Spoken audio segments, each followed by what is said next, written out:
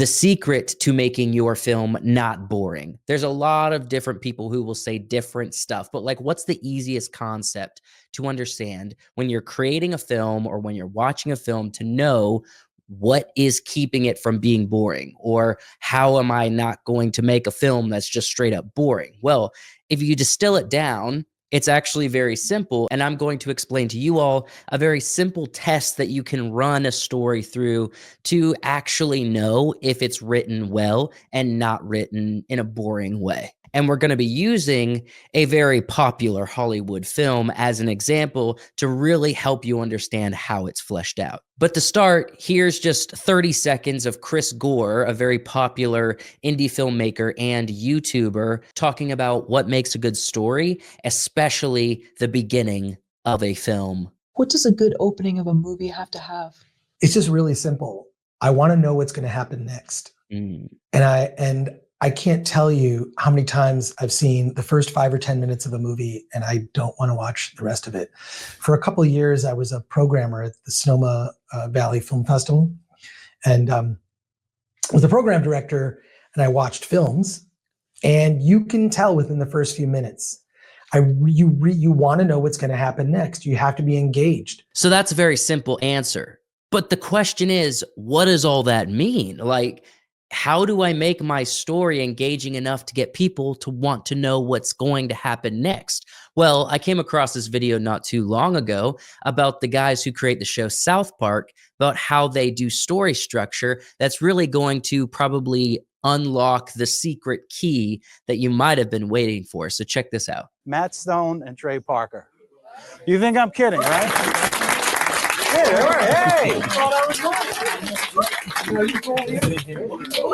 all so excited that they're Our there. whole South Park writers' room, one whole wall is one of these, and we've got it split up into 3 acts. We have different colored markers, just like here too. Look at. Yep. We have that. And I walk around with the markers like this, and we'll go, okay, we do a show about this. This is Like, our writer's room. okay, well, somewhere, okay, this would be a funny scene if we had That's this. true. Each individual scene has to work as a kind of funny sketch. You don't want one scene that's just like, well, what was the point of that scene? We found out this really simple rule that maybe you guys have all heard before, but it took us a long time to learn it.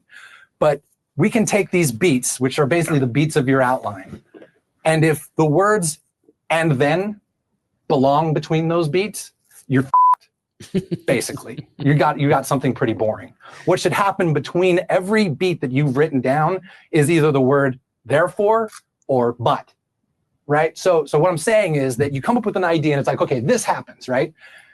And then this happens. No. It should be this happens, and therefore this happens. But this happens, therefore this happens. And that, as soon as we are able to, and literally sometimes we'll write it out to make sure we're doing it.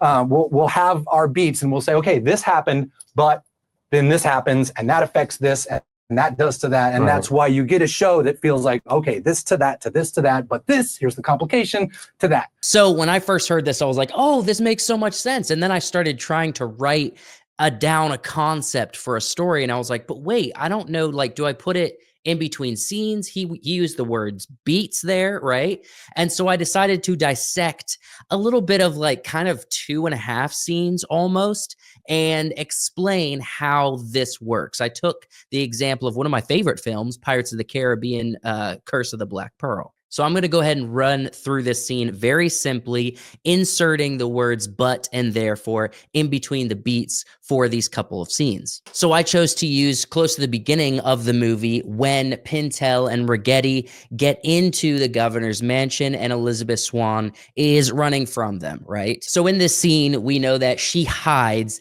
in the closet, but, okay, Pintel and Ragetti, they find her. But when they go to kill her, she invokes the pirate code of parley. Therefore, they take her to see the captain so she can negotiate for them to leave the island. But Barbossa refuses to negotiate. Therefore, she has to threaten him with the medallion, causing him to ask her what her name is. But she lies, and she gives Barbossa Will's last name. Therefore, Barbossa accepts the agreement primarily because she has the medallion. Therefore, she hands over the medallion to Barbossa, but he does not let her go free because he believes her to be a Turner. So this is an extremely simple concept. Are you starting to see kind of like how it stacks together? I think this is genius. I think this really opens up the concept of storytelling in a major way. And going back to what Chris Gore had to say, it's how do you get people to stay engaged? How do you get them to want to know what happens next? It's this constant therefore and but, therefore and but. Cause and effect, and then a turn in that cause and effect, a disruption of the path that they're going on. And you do that by simply writing the beats. Again, not scenes. You kind of have to break up scenes to create the therefore and but. It is story beats, right? Story beats broken up by but and therefore, right? And if you ever find a part where you're like, and then in between story beats, then as he said, you're kind of screwed, right? You want to make sure you avoid that at all cost so that there's never a dull moment in your story. Kind of a short video. I really hope this is valuable. When I first heard it, it opened up my mind. And so if you enjoyed this content, hit subscribe, like this video so you'll see more videos like this in the future. Thanks for watching.